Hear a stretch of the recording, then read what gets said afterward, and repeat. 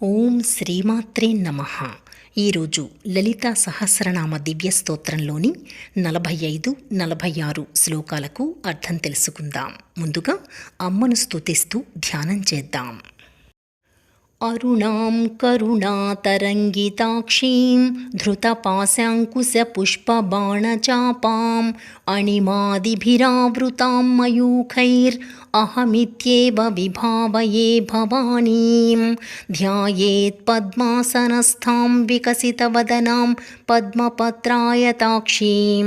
హేమాభాం పీతవస్త్రాం కరకలితలసద్ధేమ పద్మాం వరాంగీం సర్వాలంకారయుక్తాం సతతమభయదాం భక్తనమ్రాం భవానీం శ్రీవిద్యాం శాంతమూర్తిం సకలసురనుతాం సర్వసంపత్ప్రదాత్రీం సకుంకుమవిలేపనాం అళికచుంబికస్తూరికాం సమందహసితేక్షణాం సశరచాపపాశాంకుశాం అశేషజనమోహినీం అరుణమాల్యభూషాంబరాం జపాకుసుమభాసురాం జపవిధౌ స్మరేదంబికాం.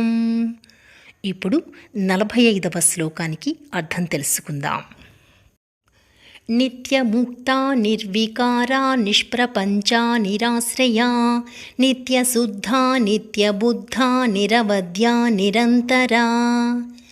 నిత్యముక్త ఎప్పుడును సంగము లేనిది, నిర్వికార ఏ విధమైన వికారములు లేనిది, నిష్ప్రపంచ ప్రపంచముతో ముడిలేనిది, నిరాశ్రయ ఆశ్రయము లేనిది లేదా అవసరము లేనిది, నిత్యశుద్ధ ఎల్లప్పుడూ శుద్ధమైనది, నిత్యబుద్ధ ఎల్లప్పుడూ జ్ఞానస్వరూపురాలు, నిరవధ్య నిందించుటకు ఏదీ లేనిది, నిరంతర ఏ మాత్రము సందు లేకుండా అంతటా వ్యాపించినది. ఇప్పుడు 46వ శ్లోకం. నిష్కారణా నిష్కళంకా నిరుపాధిర్నిరీశ్వరా నీరాగా రాగమథనీ నిర్మదా మదనాసిని.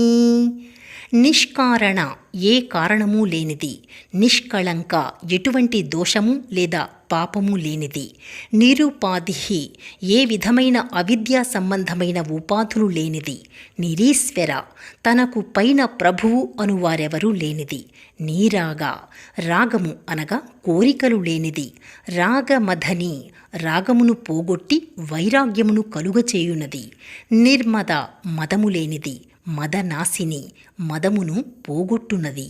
రేపు 47, 48 శ్లోకాలకు అర్థం తెలుసుకుందాం. ఓం శ్రీమాత్రే నమః.